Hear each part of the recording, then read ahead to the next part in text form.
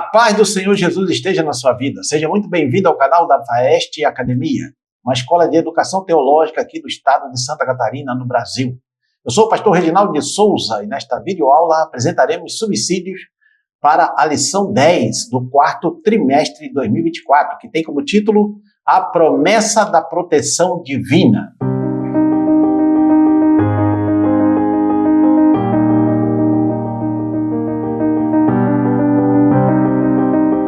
O texto áureo diz assim: porque aos seus anjos dará ordem a teu respeito, para te guardarem em todos os teus caminhos.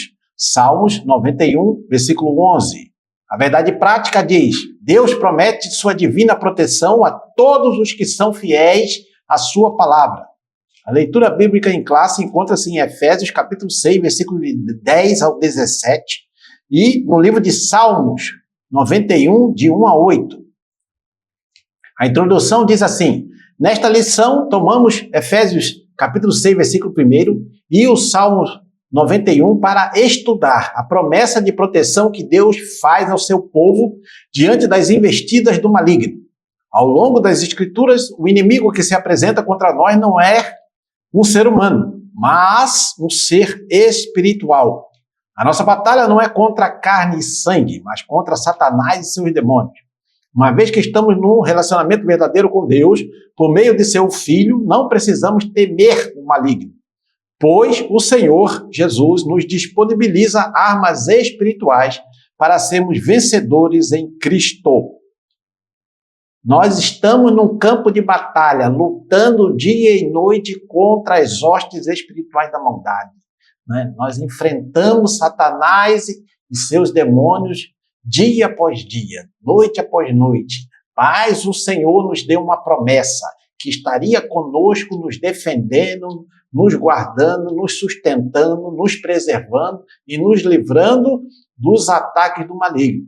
É isso que nós vamos estudar nesta lição de número 10, baseados na carta de Paulo aos Efésios, no capítulo 6, versículos de 1 em diante, que é um texto clássico sobre batalha espiritual, e também o Salmo 91, que é outro texto muito conhecido: aquele que habita nos esconderijos do Altíssimo, a sombra do Onipotente descansará. Então, à luz desses dois textos bíblicos, o comentarista vai desenvolver esta lição de número 10, que trata da promessa de proteção para todos os que são fiéis ao Senhor Jesus.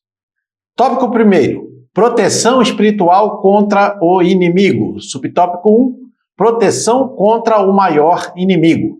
Há uma batalha espiritual em que o cristão está diretamente envolvido. Nesta batalha, o diabo é o nosso inimigo.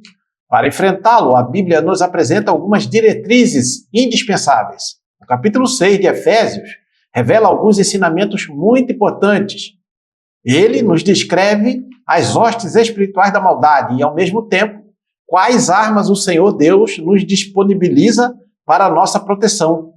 A nossa batalha é espiritual. Isso é algo que o cristão precisa sempre ter em mente.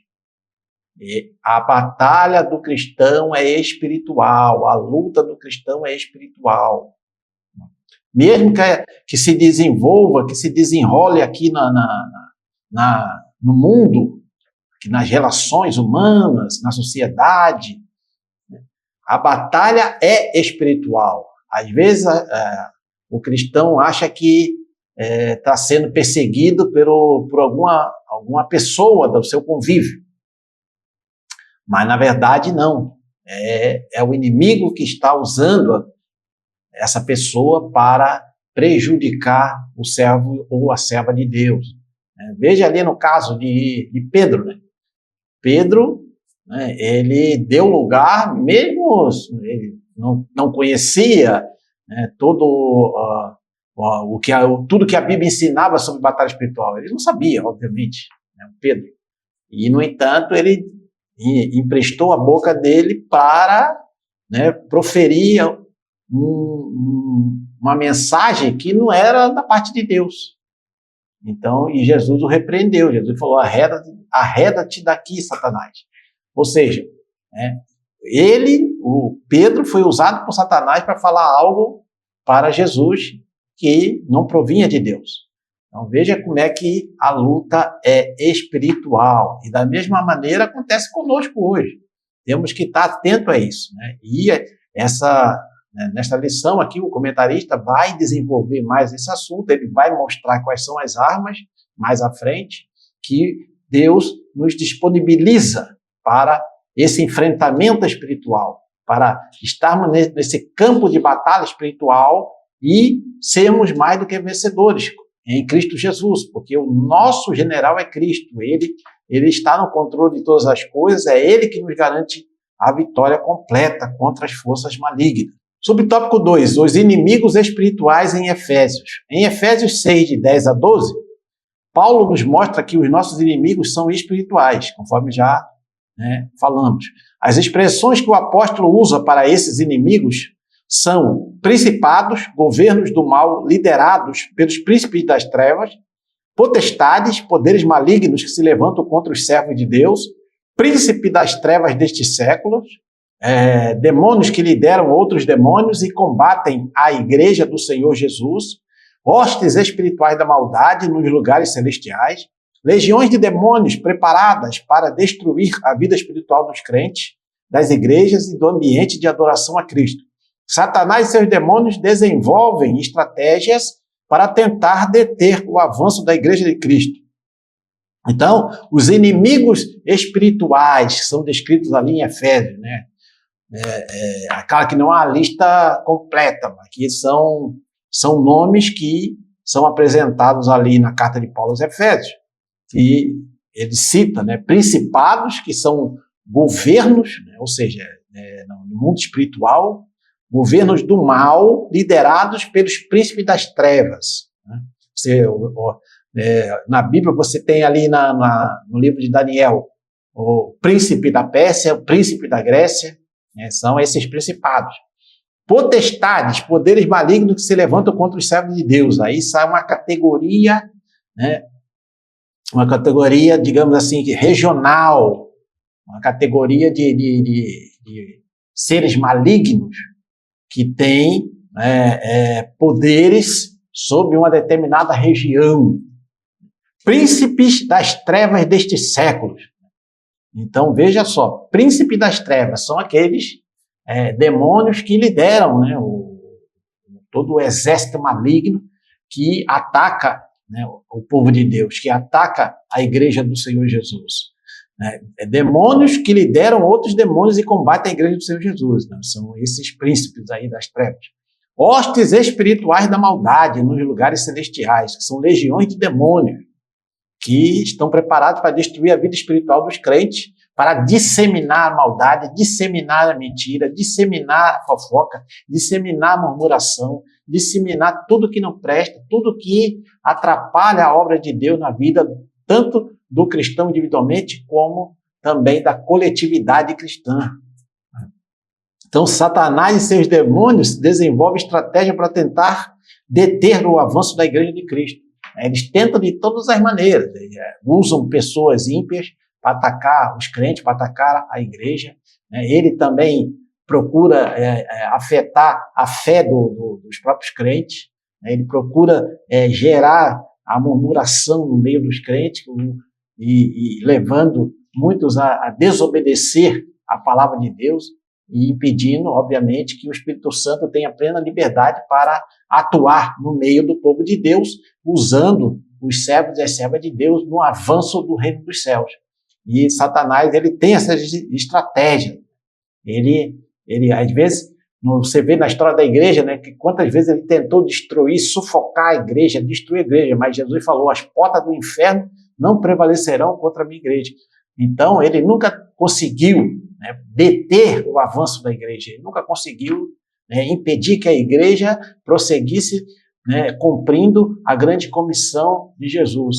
No entanto, ele começou então a espalhar, né, a sua cisânia, ou seja, espalhar o seu joio, a sua semente maligna no meio dos crentes, né, fazendo com que uns se levantassem contra os outros, que murmurassem uns contra os outros, que lutassem uns contra os outros.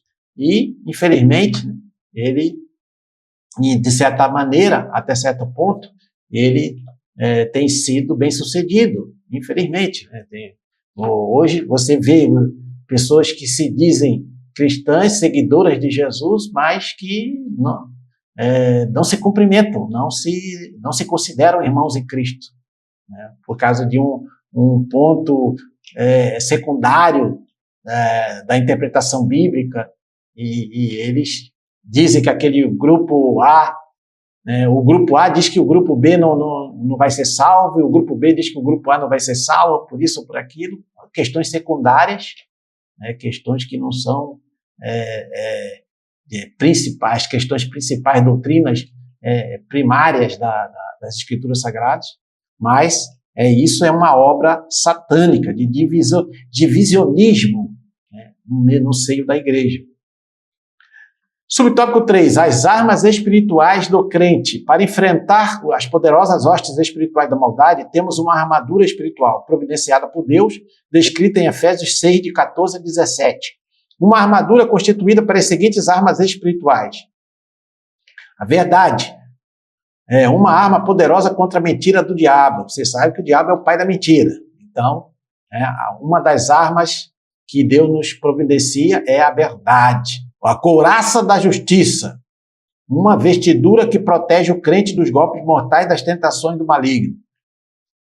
O cristão que anda, né, na justiça de Deus, de acordo com os critérios estabelecidos na palavra de Deus, justos, retos, né, ele vai então estar protegido contra os golpes mortais das tentações do maligno. É isso que o comentarista aqui escreve. A preparação do Evangelho da Paz, o Evangelho de Cristo, para que o crente vença o diabo como Jesus o venceu. Então, o Evangelho da Paz, a palavra de Deus, é que vence o maligno. O cristão precisa ter essa arma em mãos para ele ser um vencedor contra os ataques de Satanás. O escudo da fé, uma proteção do servo de Deus contra os dardos inflamados do maligno. Então, o inimigo está sempre lançando dados inflamados, né? O dado das tentações, dado da murmuração, dado da mentira, dado da calúnia, o dado do egoísmo, e etc. E o cristão, ele tem esse escudo da fé, pela fé. O cristão vive pela fé, não pelo que vê. Ele vive pela fé. Então, ele consegue, então, ser protegido desses dardos inflamados do maligno. Outra arma, o capacete da salvação, uma convicção profunda da salvação em Cristo. Ou seja, a cabeça do cristão está protegida por esse capacete da salvação. Ele tem essa convicção arraigada, por quê? Porque tem o testemunho do Espírito Santo com o seu Espírito, de que ele é um filho de Deus, por adoção em Cristo Jesus, e ele também tem convicção da obra de regeneração que o Espírito Santo operou na vida dele. Então, devido a isso, ele está protegido contra os ataques do maligno. Outra arma, a espada do Espírito, uma poderosa arma de ataque contra os ataques malignos. 1 Timóteo 2,4. Veja, a espada do Espírito é a palavra de Deus. É tanto uma arma defensiva como uma arma ofensiva.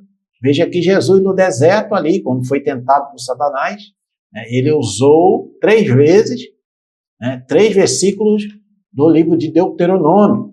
E com isso ele conseguiu rechaçar a tentação do maligno. Da mesma maneira, nós hoje também temos a palavra de Deus em mãos, os 66 livros das Escrituras Sagradas, que nós temos por obrigação de manejar bem, de conhecer, de prosseguir em conhecer essa palavra, para que nós possamos usá-la nos momentos em que fomos tentados por Satanás. Então, nós temos que ter a palavra de Deus gravada, memorizada em nossa mente, para nós usarmos nesses momentos de tentação. Essas armas espirituais nos mostram que, na batalha em que nos encontramos, não podemos lutar com a nossa própria força. Então, não é por força nem por violência, mas pelo Espírito Santo. É o Espírito Santo que nos capacita, que nos reveste dessa armadura de Deus, é que nos enche da sua plenitude, do seu poder, para nós lutarmos, guerrearmos, resistirmos e vencermos em o nome do Senhor Jesus Cristo, né? E temos certeza que a vitória é nossa em o nome do Senhor Jesus.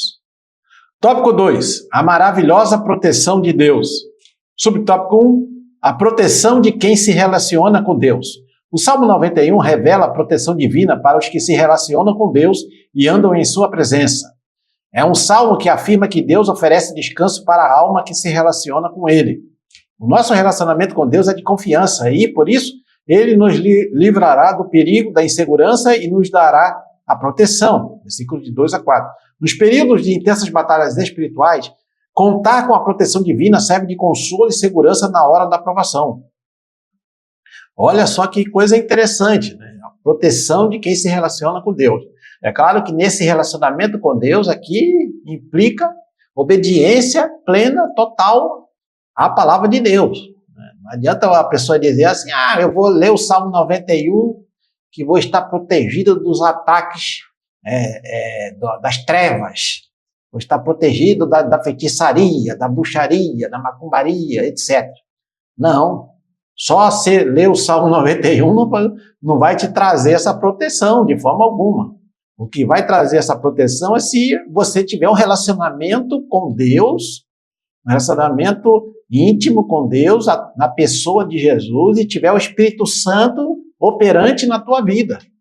E se você estiver vivendo uma vida realmente na retidão da palavra de Deus, né, uma vida de santidade, de separação das coisas deste mundo, se você tiver obediência a Deus, orando, jejuando, buscando a Deus, aí sim, você não precisa nem ler o Salmo 91, já é automático. Se você tem essa intimidade com Deus, Deus vai ser o teu escudo, a tua fortaleza, o teu refúgio, a tua torre forte, e Ele vai te sustentar, Ele vai te guardar e vai te livrar do mal. Então, o relacionamento com Deus é imprescindível. Não é só ler o Salmo 91 como se fosse um mantra. Isso aí não vai acontecer. E, infelizmente, tem muitos que fazem isso, até deixam o Salmo 91 aberto lá na sala de casa, dizem que é para espantar as forças espirituais da maldade. Mas, se essa pessoa não tiver uma vida com Deus, não vai espantar, não. Subtópico 2. Deus, o nosso refúgio e fortaleza. No versículo 4 do Salmo 91, duas expressões chamam a atenção. A primeira, o laço do passarinheiro, trata-se de uma referência aos ardis do maligno, para elaborar ciladas contra os servos de Deus. O apóstolo Pedro diz, o diabo, vosso adversário, anda em derredor, bramando como leão, buscando a quem possa tragar. Olha só, a primeira expressão que nós encontramos ali no versículo 4 do Salmo 91, o laço do passarinheiro. O laço fala justamente os caçadores de aves, eles preparavam um laço ali, faziam uma armadilha com alguma coisa de alimento, e aí o passarinho vinha ali, a ave vinha para bicar ali para aquela comida, aquele alimento, e aí o laço se fechava e capturava a ave. Então, dentro dessa metáfora, né, o laço do passarinheiro, aplicando a guerra espiritual, aos ataques de Satanás contra os crentes, é a mesma maneira. Ele prepara ali as suas armadilhas, os seus laços. Infelizmente, muitos crentes não vigiam, né, e acabam caindo nesse laço do passarinheiro, nesse laço de Satanás. E aí, quando ele puxa a corda, ele prende a pessoa não consegue mais se soltar por si mesma. Muitos só conseguem libertação depois de um processo de oração, de jejum, por parte daqueles que estão ali ao seu redor, aqueles que estão intercedendo em favor dessa pessoa, desse crente que caiu no laço do passarinheiro. É claro que estamos falando aqui de pessoas crentes, né? Porque o não crente já está no laço, já está na cova, no laço, na armadilha, já está completamente dominado. Mas o cristão não, o cristão ele foi liberto desses laços do passarinheiro. No entanto, se não vigiar, se voltar às práticas antigas de pecaminosidade, de libertinagem, de práticas imorais e etc., ele vai novamente ser aprisionado por Satanás. E aí a igreja, né, ou os seus próximos, terão que interceder, fazer, né, jejum e oração para que o Senhor tenha misericórdia e liberte novamente aquela alma das garras do pecado de Satanás. Então, o laço do passarinheiro. A segunda expressão é peste perniciosa, que se refere à proteção contra enfermidades malignas que ceifam muitas vidas. A bênção da cura divina foi assunto de uma lição neste trimestre.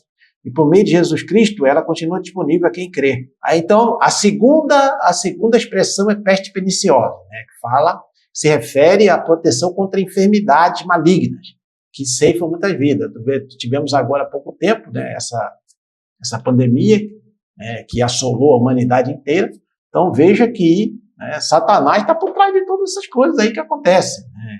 Claro, nem toda enfermidade que o ser humano é acometido necessariamente é um ataque maligno. Né? Claro, não podemos dizer isso. Mas ele tem digamos assim, essa capacidade de usar essa peste perniciosa com a permissão de Deus, obviamente, para atacar as pessoas com enfermidades. E aí, então a gente vê na Bíblia, né, algumas passagens que quando Jesus libertava a pessoa do espírito maligno, do espírito de enfermidade, a pessoa ficava curada. Então, é um espírito de enfermidade que a pessoa tinha e a pessoa ficava curada. Então, isso realmente acontece. E nós já estudamos uma lição sobre cura divina, uma lição aí desse trimestre, que diz que a cura está disponível a quem crê, ainda nos dias atuais. Nós servimos a um Deus que não muda, jamais vai mudar. Ele é o mesmo ontem, hoje, será o mesmo eternamente. O mesmo poder que ele usava para curar ali no primeiro século, ele continua, né, operando nos dias atuais. É que, às vezes, a gente, hoje, nesse século XXI, a gente talvez não observe essas coisas acontecendo a miúde, né, de forma mais constante. No entanto, né, tem muitos testemunhos aí, mundo afora, de milagres, de curas milagrosas que estão acontecendo com registro médico para confirmar. Não é coisa de crente, é conversa de crente, não. É confirmado pela medicina, pessoas que realmente foram curadas de doenças que praticamente só Deus tem poder para curar. E o nosso Deus continua curando. Então, mesmo passando pelo laço do passarinheiro e pela peste perniciosa, temos em Deus o nosso refúgio e a nossa fortaleza. E por isso não seremos abalados. Então, Deus é o nosso refúgio e fortaleza. Quando, conforme eu já falei, temos essa intimidade com Ele, nos relacionamos corretamente com Ele de acordo com a palavra de Deus. Então, Ele vai sim ser o nosso refúgio e a nossa fortaleza. E então não seremos abalados pelos ataques do maligno. Subtópico 3, a onipotência de Deus.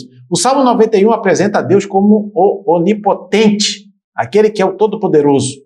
Essa é a base doutrinária para a proteção divina que, ao longo da Bíblia, é desenvolvida e ensinada. A onipotência de Deus, representada na palavra Altíssimo, Salmos 91, versículo 1, revela-nos um Deus que nos guarda, protege e livra-nos do mal. Salmos 91, 7. No livro de Isaías está escrito que, desde o poente até o nascente do sol, o Espírito do Senhor arvorará a sua bandeira contra o inimigo. Isaías 59, 19. Nesse contexto, podemos ter segurança em Deus de que nenhuma estratégia do maligno prevalecerá contra os que estão guardados sob sua proteção. Então, um dos atributos de Deus é a sua onipotência. O que significa isso? Que ele tem todo o poder nos céus, na terra e debaixo da terra. Deus é o Todo-Poderoso. Ele é o Altíssimo. Não há nada que ele não possa fazer, não há nada que ele não possa realizar. Por isso, é que nós temos essa garantia de que se estivermos nele, se estivermos num relacionamento correto, à luz da palavra do Senhor, com esse Deus Todo-Poderoso, então ele vai realmente nos guardar, nos proteger e nos livrar do mal. Não esqueça que na descrição do vídeo e também aqui na tela você vai encontrar um QR Code, onde você pode apontar aí a câmera do seu smartphone para obter maiores informações sobre os nossos cursos de teologia aqui da FAEST Academia. Nós temos curso básico, médio, cursos livres na área teológica para abençoar a sua vida, curso C, Resistência da Mulher, voltado para o universo feminino, curso C, Esposa de Obreiro, também um curso que você não vai encontrar em nenhum outro lugar, esse curso Esposa de Obreiro, e nós estamos com descontos aí imperdíveis. Não, aproveite, vai que também na descrição tem um link para você obter maiores informações. Todos os nossos cursos de teologia são reconhecidos pelas convenções evangélicas de todo o Brasil. Nós temos o certificado que, após a aprovação no curso, você vai receber esse certificado. E temos também os PDFs, e todo o material necessário para o seu aprofundamento no conhecimento da palavra de Deus. Tópico 3, promessas e proteção. Subtópico 1, os inimigos serão derrotados. Ao longo da história, muitos inimigos têm se levantado contra os planos de Deus para a sua igreja. Contudo, há uma promessa gloriosa relacionada com a doutrina das últimas coisas, em que todo império, potestade e força que operam para o mal serão aniquilados. O Senhor Jesus colocará todos os inimigos debaixo de seus pés, inclusive o último deles, a morte. 1 Coríntios 15, de 24 a 26. Por isso, tudo está sendo preparado para a vitória final de nosso Deus, cumprindo o que o Senhor Jesus disse a respeito da igreja. As portas do inferno não prevalecerão contra ela. Mateus 16, 18. Então, os inimigos do Senhor, nosso Deus Todo-Poderoso, serão derrotados. Brevemente, com a volta do Senhor Jesus, eles serão completamente derrotados, aniquilados. Terão que se dobrar diante do Senhor Jesus, que vai vir em poder e grande glória, juntamente com a sua igreja lavada e remida no seu sangue carmesim. É isso que a Bíblia Sagrada, a Palavra de Deus, nos revela, que há uma promessa gloriosa relacionada com a doutrina das últimas coisas, que é a escatologia, que é a doutrina das últimas coisas, e que todo império, potestade e força que operam para o mal serão aniquilados. Então, quando Jesus vier em poder e grande glória, ele vai, então, lançar o falso profeta e o anticristo lá no lago de fogo e enxofre, e Satanás, o diabo, a antiga serpente que engana as nações, será aprisionado durante 1000 anos. É isso que nós entendemos ali no texto de Apocalipse e outros textos escatológicos.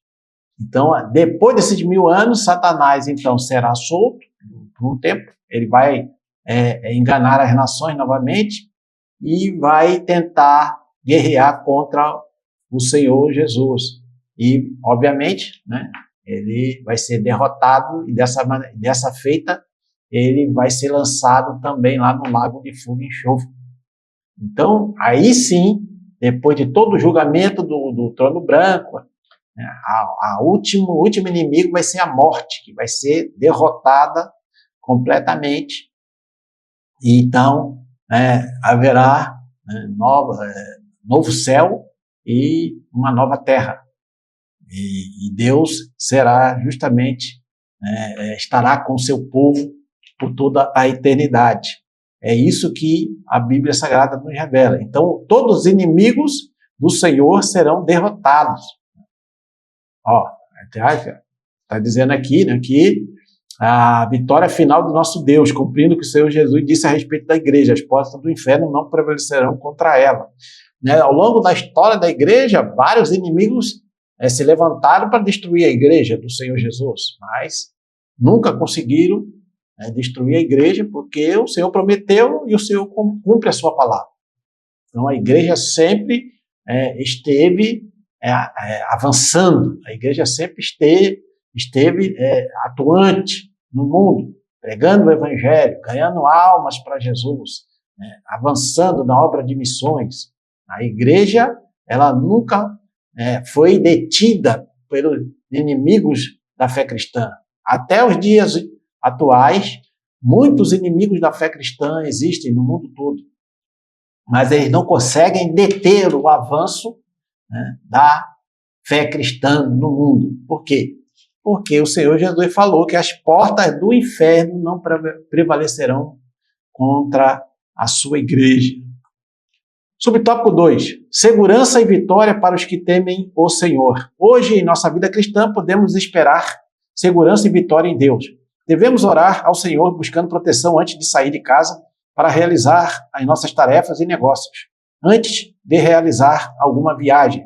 Salmos 18, 2. Devemos fazer a nossa parte, sendo prudentes em tudo, tomando cuidado com a nossa segurança. Porém, compreendendo que se o Senhor não guardar a cidade, em vão vigia a sentinela. Salmos 127, versículo 1. O Senhor, nosso Deus, cuida de seu povo. Então, o povo do Senhor, ele hoje pode realmente desfrutar, pode esperar, né, desfrutar segurança e vitória em Deus. Porque já estudamos que Deus é onipotente, que Deus tem todo o poder nos céus e na terra, e que Ele garante a proteção do seu povo fiel.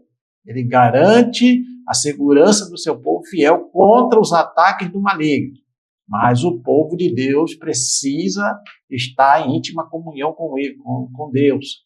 Precisa buscar a Deus, precisa ser obediente à palavra de Deus, fazer a vontade de Deus, e Deus vai, então, cumprir, né, essa promessa gloriosa de nos dar segurança e vitória contra os ataques do maligno. Aqui o comentarista diz, né, que sempre quando formos sair de casa, buscar a Deus para Ele nos guiar, nos orientar, nos guardar, nos sustentar, antes de realizar as nossas tarefas e negócios. E também antes de fazer qualquer viagem, tomar qualquer decisão de mudança, precisamos buscar a Deus, buscar a direção de Deus para a nossa vida. Nunca querer fazer as coisas por si mesmo, ou querer tomar uma decisão importante de mudanças, apenas baseada em critérios humanos, critérios materiais. Não, temos que nos humilharmos debaixo da potente mão de Deus, buscar a face do Senhor para que Ele realmente nos direcione. Se nós fizermos isso, Ele, então, vai cumprir a parte dele de nos guardar e nos livrar, né, do maligno. Subtópico 3. A abrangência da proteção de Deus. Deus é onipotente, tem todo o poder em suas mãos. Já vimos isso. Deus é onipresente, não está preso ao tempo nem ao espaço. Deus está em todos os lugares. Nesse sentido, à luz dos textos que estudamos desta lição, Efésios 6 e Salmos 91, Deus é apresentado como aquele que protege o seu povo. Em muitas outras passagens bíblicas, ele é apresentado como aquele que domina sobre tudo e todos. Salmos 33, versículos 6 e 9. A promessa de proteção divina abrange a nossa vida e toda a nossa família. Onde estivermos, a bênção protetora de Deus se fará presente. Salmos 46, de 1 a 5. Ele é poderoso para fazer cessar as guerras, desfazer as contendas e trazer calmaria à nossa vida. Lembro ali do episódio ali do êxodo do povo israelita do Egito. Veja quando Deus estava derramando ali as suas pragas, que ali na cidade de Gósen, onde habitavam os israelitas, as pragas não chegavam. Então, olha só que coisa interessante. Como Deus guarda o seu povo. Estamos no mundo, mas não somos do mundo. Somos servos de Deus. O Senhor nos guarda. Mesmo que as coisas aconteçam aqui na terra, o Senhor está nos guardando. Mas por que então muitos cristãos foram acometidos, né, nessa última pandemia que teve? Porque era o propósito de Deus recolher os seus servos e servas. Aqueles que eram fiéis a Ele ia recolher de várias maneiras. Deus recolhe os seus servos e servas de várias maneiras. As pessoas morrem de diferentes maneiras. Então, uma das maneiras foi através dessa doença, infelizmente. Mas isso não quer dizer que esse princípio é anulado, de que Deus ele tem poder para proteger o seu povo, para guardar o seu povo do laço do passarinheiro, da peste perniciosa, dos ataques do maligno. Deus está sempre guardando. Agora, quando chegar o dia de Deus te chamar o crente, chamar o servo ou a serva de Deus para estar na presença dele por toda a eternidade, aí não importa qual vai ser a doença, se vai ser acidente, ou se a pessoa vai apenas deitar e não acordar mais, isso aí tanto faz, porque é Deus que guarda dos ataques do maligno e também é Deus quem decreta os nossos dias aqui na Terra. O tempo que nós vamos peregrinar por esta terra, Deus é quem vai determinar. Não somos nós que escolhemos isso. Às vezes a pessoa pensa assim, eu vou me cuidar, eu vou fazer isso, fazer aquilo. Não que isso não seja importante, claro que é. Também tem a ver com a qualidade de vida, no sentido de a pessoa evitar doenças, saber se alimentar bem, praticar atividades físicas e ter uma vida mais saudável, a pessoa vai ter uma qualidade de vida melhor. Mas o tempo de vida é Deus quem já estabeleceu. Se a pessoa vai viver 40, 50, 60, 70, 80, 90, 100 anos, não importa. Deus quem vai realmente estabelecer isso. Mas o importante é que o maligno não nos toca no sentido de roubar aquilo que a obra de Deus em nossa vida, a fé que está em nosso coração, a fé em Deus, a fé cristã. Então, e o maligno não vai nos derrubar com seus ataques, nos tirar da presença de Deus. É isso que o texto quer dizer. Então, Deus é onipotente, onisciente, onipresente. Então, ele tem poder, todo o poder, para nos guardar e nos livrar de todo mal.